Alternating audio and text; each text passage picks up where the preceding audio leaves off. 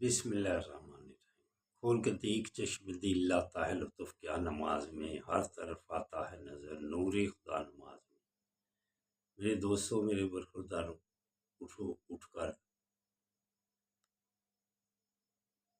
نماز ادا کر لو۔ عشاء اور فجر جس نے جماعت کے ساتھ پڑھ لی، ساری رات نیکیوں میں اس کی لکھی جائے گی۔ تو آدھی زندگی ہم سو کر گزارتے ہیں، تو یہ دو نمازیں آدھا گھنٹہ اس میں صرف کر لو اور انشاءاللہ تعالی ساری رات نیکیوں میں گزری جائے گی۔ اس کے بعد یا بدیو، اللہ کے ناموں کا ورد کیا کرو۔ آپ کی زندگی کے مشکل ترین کام جو ہیں وہ بھی آسان ہوتے جائیں گے۔ تو کام کتنا سا ہے؟ یا بدیو کی تسبیح پڑھو اور ثانیہ پیدا ہوتی جائیں گی۔ ہر کام مشکل کام میں ثانی پیدا ہو جائے گی۔ تو اٹھو، اٹھ کر اللہ کے آگے گردنیں جھکا لو، یہ گناہوں کی معافی مانگنے کا وقت ہے۔ ایک صحابی رسول جو آقا صلی اللہ علیہ وسلم کو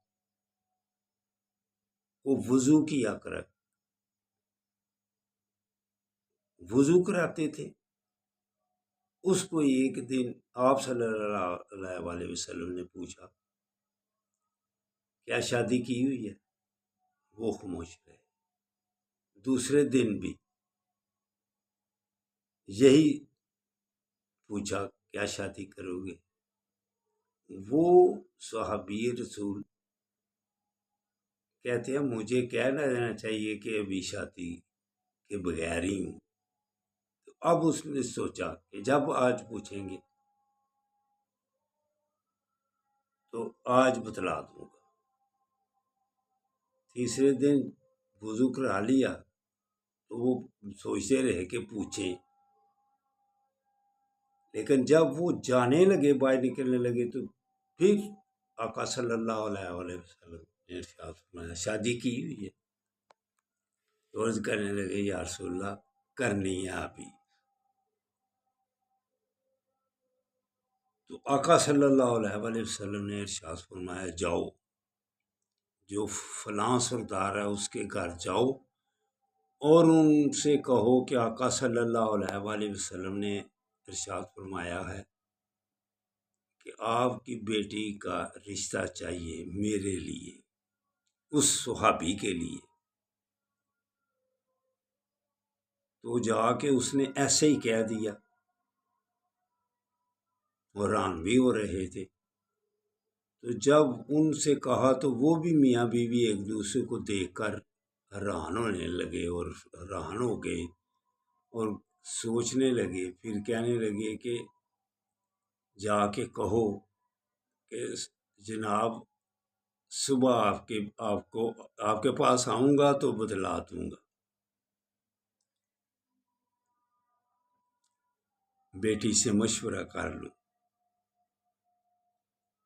تو بیٹی نے اندر سے آواز دی کہ ابا جی، آقا صلی اللہ علیہ وسلم نے جو ارشاد فرمایا ہے اس پر عمل کیجئے، خود راضی ہوں۔ تو انہوں نے پھر ہاں میں جواب دے دیا۔ تو وہ صحابی رسول آقا صلی اللہ علیہ وسلم کے پاس آئے اور کہنے لگے یا رسول اللہ انہوں نے ہاں کر دی ہے۔ تو آپ صلی اللہ علیہ وسلم نے ارشاد فرمایا کیا تیرے پاس کوئی مہر ادا کرنے کے لیے حق مہر وہ کوئی چیز ہے؟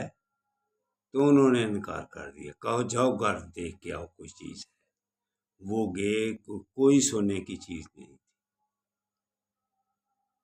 پھر آپ صلی اللہ علیہ وسلم نے پوچھا جاؤ کوئی اور چیز ہو، انگوٹھی لوہے کی ہے۔ پھر وہ گئے، وہ بھی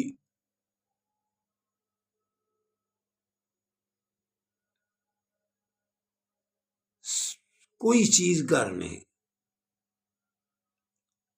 پھر واپس آئے،